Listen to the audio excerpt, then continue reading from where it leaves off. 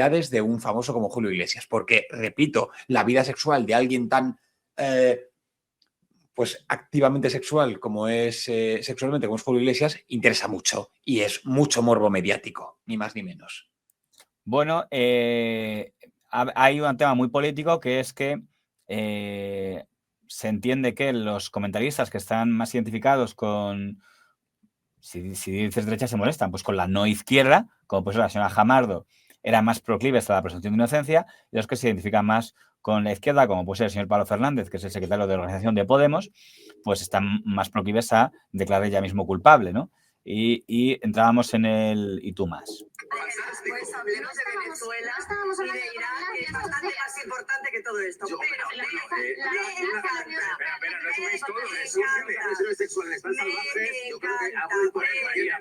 me encanta ver que los garantistas de la derecha de la mesa, que no tenían pruebas fehacientes de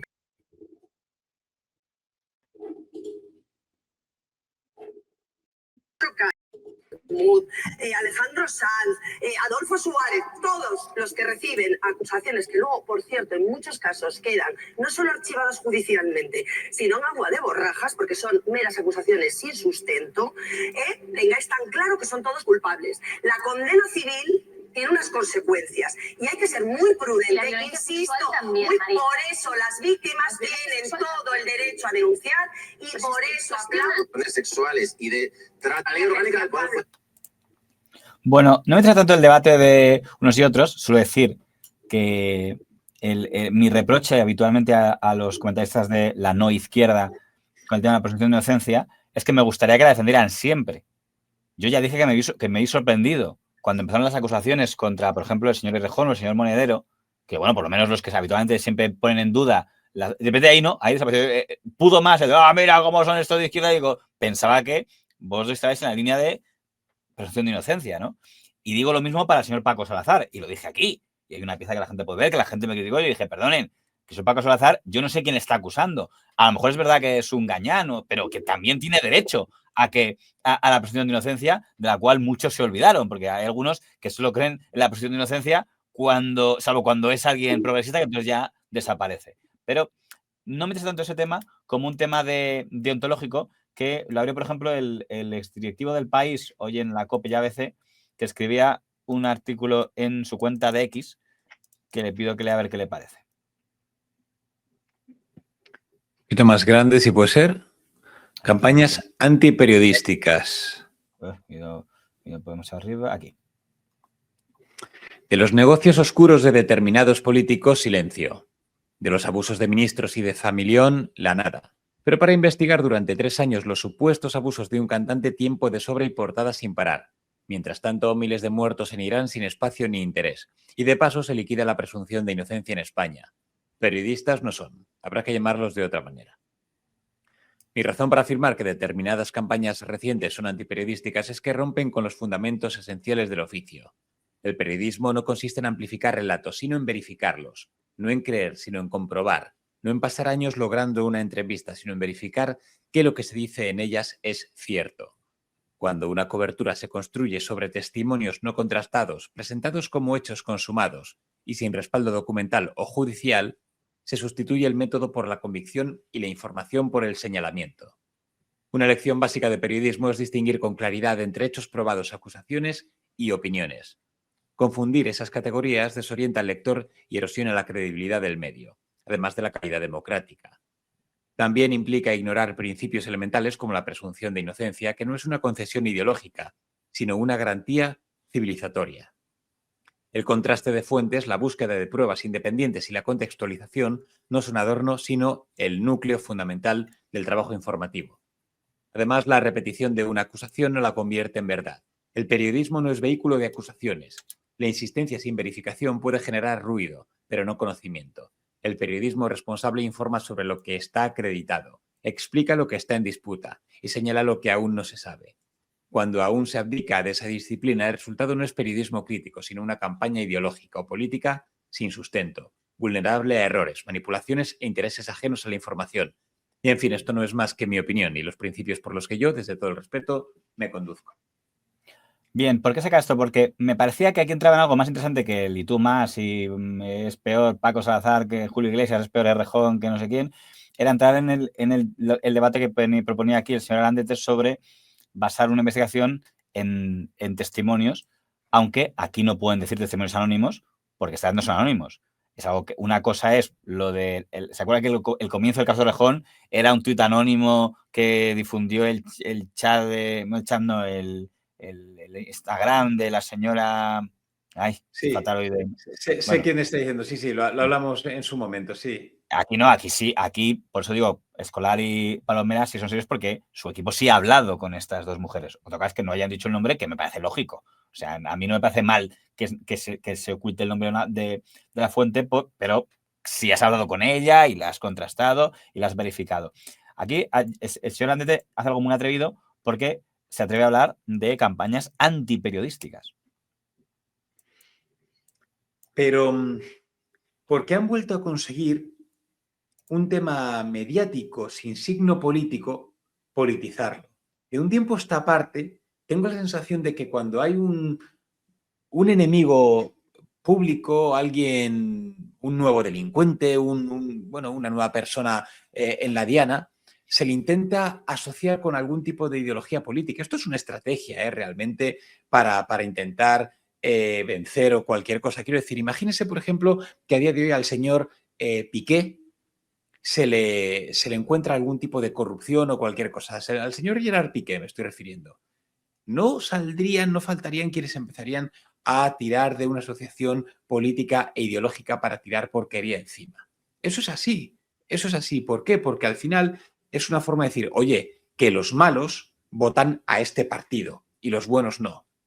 Es así de lamentable. Por eso cuando Isabel Díaz Ayuso o Ana Obregón se posicionan, tienen que haber personas que se contraposicionen y aprovechen para utilizarlo. Voy a entrar en ese tema que usted está sacando, pero antes una única cosa. Yo respeto muchísimo al señor Landete y creo que se le ha zurrado muchísimo por muchas cosas y no todas, unas más merecidas que otras y otras menos merecidas que otras. Creo que ya está en la línea de los nuevos medios en los que está. Pero sí me gustaría decir una cosa. Lo que ha escrito de lo importante que es el rigor tal, tiene un problema. Que cuando tú te atreves a decir que es antiperiodístico lo que ha hecho otro, tienes que estar muy seguro que en tu trayectoria no pueden encontrarse cosas discutibles. Dice, no se puede basar una entrevista en testimonios. Quiero recordar que en el año 2015, cuando era director adjunto del País y un trabajo que tengo entendido que él supervisó personalmente, el País publicó esta portada. ¿Se puede ver aquí? A ver, esta. No, ¿cómo se puede cambiar? A ver, se puede... Esta.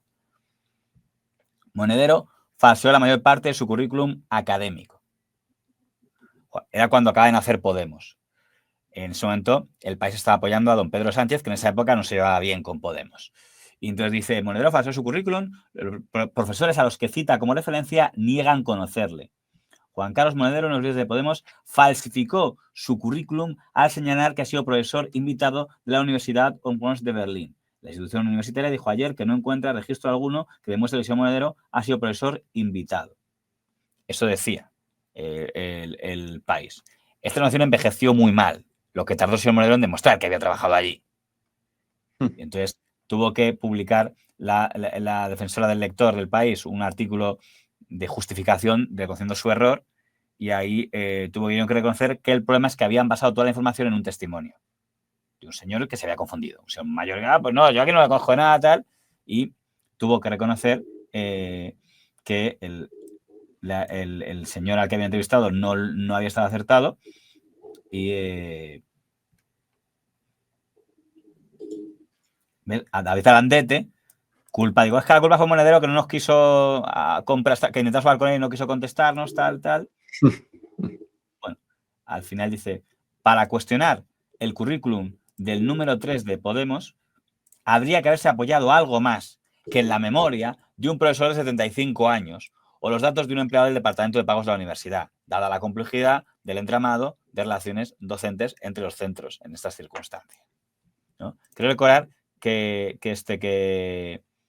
ese día estaban Ana Rosa Garea, que nosotros estaba en el País, y el pobre le tocó un papelón porque, claro, ese día ser del País ante la pifia que habían cometido, no era fácil, y yo creo que dijo algo al respecto. A ver, ¿dónde era el tema de...?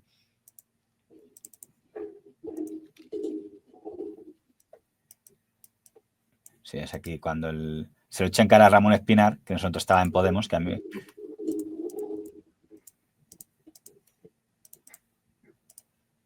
Y sin cotizar. Ahora, asunto Monedero. Bueno, yo creo, primero, que Monedero ha comparecido, le habéis sacado a los periódicos británicos sea su currículum y le ha presentado toda la sensación de que un periódico que la semana pasada ha titulado prácticamente a toda página en su portada diciendo Monedero falsea su currículum y le ha presentado prácticamente como el segundo pequeño Nicolás, presumiendo de relaciones académicas, cuando luego se ha demostrado la Universidad de Puebla, en la que el titular del País decía que no había estado, ha hecho un comunicado diciendo que ha estado y se ha demostrado que también ha estado en la Universidad Humboldt de Berlín. Gareas del País, y por eso está un poco incómodo. En la que se le acusaba también de no haber estado. Habéis dado el titular, habéis dado la portada, habéis dado un rectificado así de pequeño y ayer, domingo, la defensora del lector del País os tuvo que sacar los colores al periódico. Yo creo que no, que conviene.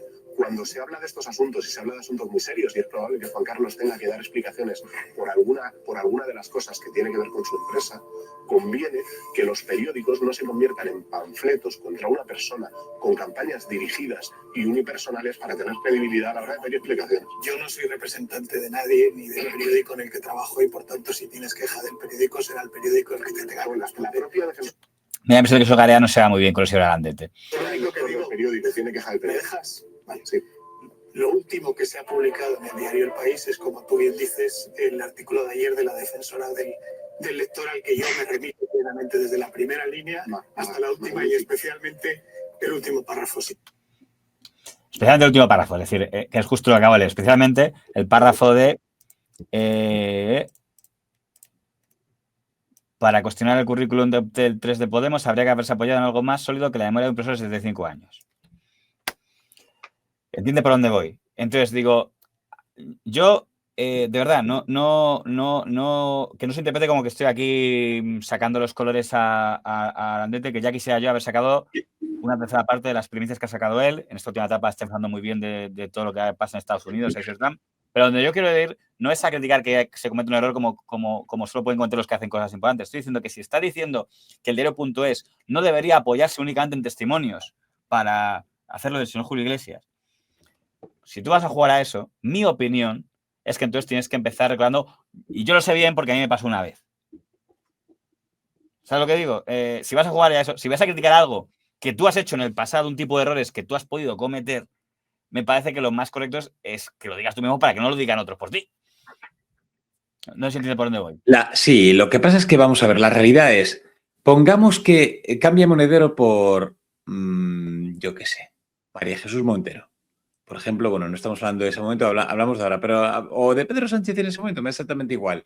¿Le hubiera valido al señor Alandete con esos testimonios para hacer esa publicación de portada? ¿Sabe lo que le quiero decir? Cuando parece que lo que vemos muchas veces en ciertos medios de comunicación es que cuando defiende una idea que nosotros queremos, con que el testimonio te lo dé el gato y el vecino te vale. Pero cuando ese testimonio critica a alguien que nosotros es de nuestra cuerda o que está en nuestra línea ideológica, lo contrastas 20 veces más. Porque dices, no puede ser, esto no puede ser verdad, no puede ser verdad, no puede ser verdad, hasta que te lo quitas de en medio.